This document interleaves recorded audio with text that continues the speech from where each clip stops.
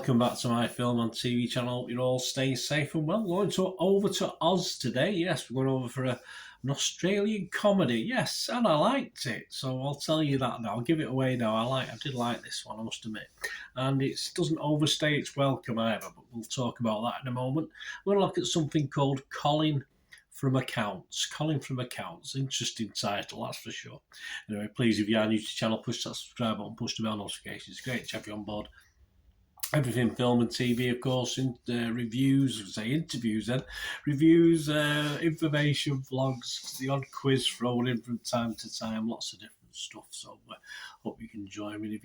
If you have already pressed those buttons, just press that little like button. I'm trying to get between 10 and 15 likes. Not a massive target for these vlogs, so you can help me towards that.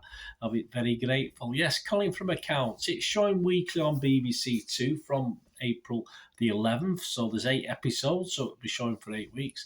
But as you'd expect with me, I've binge watched it because it is available on iPlayer. It's originally produced, obviously, for Binge, which is a streaming service in Australia. So I think it was out there 2 or 3 months ago.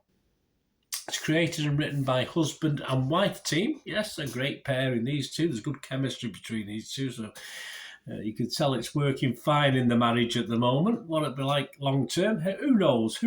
But Patrick Bramall and Harriet Dyer are the two writers and co-leads in this, if you like. They're the main characters. And it's Binge's second original production after Love Me. I don't think I've seen that one. And this premiered on Binge and Foxtel. If you got, obviously, that must be another down there, services on the 1st of December 2022, with all 8 episodes being released simultaneously. So as you say, if you're over here in the UK, if you're not in the UK, check your streaming services, but over here it's on BBC. Not a massive load of reviews. We've got Rotten Tomatoes audience rating, positivity rating of 95%. That's good. Internet Movie Database, a lot of reviews with no breakdown. This is just Joe Public. 2.2 thousand reviews have been left. I assume mostly Australian. 8.2 out of 10, so very, very healthy. As well as Harriet Dyer and Patrick Bramall, we've got Emma Harvey, Helen Thompson, Genevieve Hegney, Michael Logo, and Ty Hara. Not too many familiar faces to me. I don't watch a lot of Australian stuff, so that's probably why. And what's it about? Well, it's set in Sydney and centred on Ashley, who's played by Harriet, and Gordon, who's played by Patrick, two singles who are brought together by a car accident and an injured dog. Ashley and Gordon are flawed, funny people who choose each other after being brave enough to show their true selves. Scars and all, as they navigate life together. You can tell these two know each other inside out.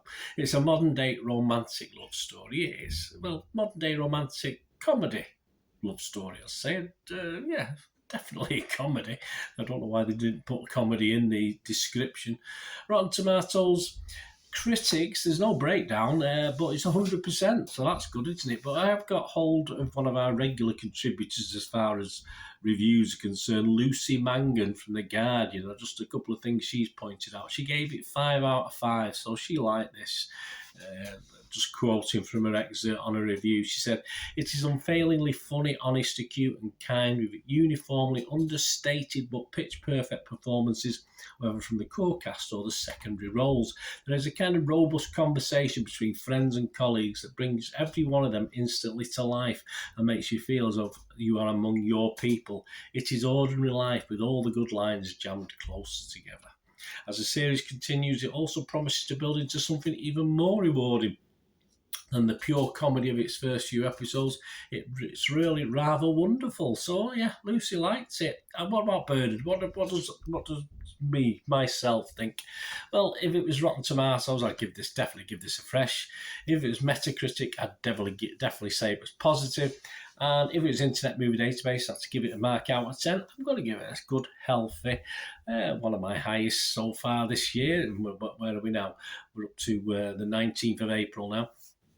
7.5 out of 10 I'm going to give this. Yes, it sort of touched my funny bone. I enjoyed the silence. It's one of those comedies where sometimes it's facial expressions, sometimes the silences are funny, etc., etc., but it can be bawdy with fart jokes and tit jokes and stuff like that. So it's a mismatch of everything. As Lucy said there, it's what we can connect to, even though it's obviously on the other side of the world. Obviously a similar sort of style to what here in the UK we would find funny. So, and I'm sure many nations and many territories around the world. It doesn't ever outstay its welcome, as I say, at 8 times 28 minutes, and you're sort of happy with it. I mean, if it say 8 times 48 minutes, it might have struggled a little bit more, but it's so compact and nice within that constraints of that time scale. Patrick Bramall and Harriet Dyer are just a great watch. They are, as are most of the ancillary characters as well. But you can just tell that the vibe, the chemistry between the two, and it helps. It certainly helps this on the comedy and serious front. The drama and the comedy side. It's just fun for me. I just enjoyed it. Say the odd dramatic moment, sad moment as well. But overall, it's just fun, and I do hope there will be a series too. So let me know what you think, guys. It'd be great to hear from you.